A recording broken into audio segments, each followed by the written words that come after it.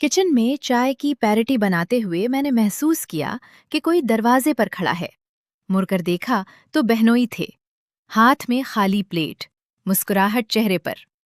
भाभी, यानी साली, थोड़ी और चाय मिलेगी?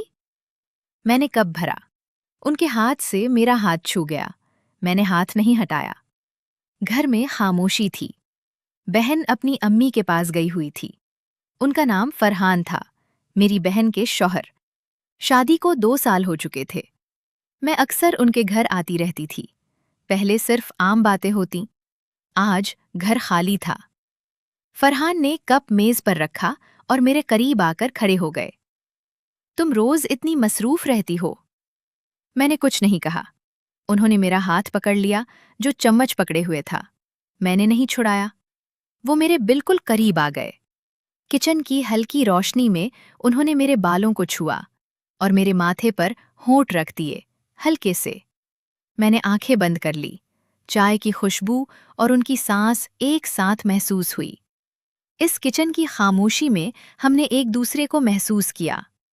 संगमरमर की ठंडक, पंखे की आवाज और जिस्म की गर्मी सब मिल गए। सांस तेज चलने लगी। हमने एक दूसरे को घर की तन्हाई में कबूल कर लिया।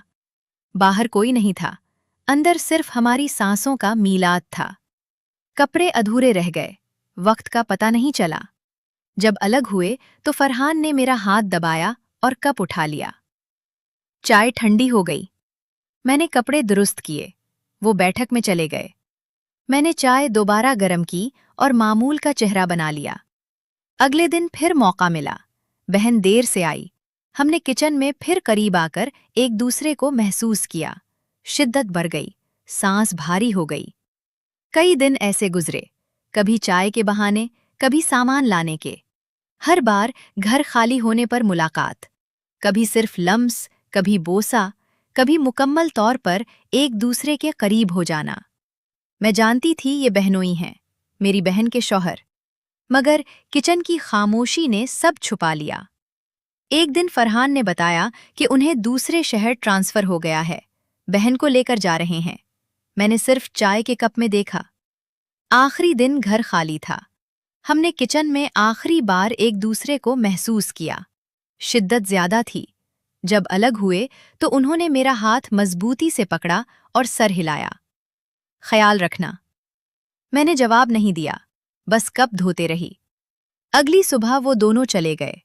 अब बहन का घर खाली पड़ा है। मैं कभी कभार जाती हूँ तो किचन की संगमरमर याद दिलाती है। उनका हाथ, उनकी सांस, जिस्म की गर्मी।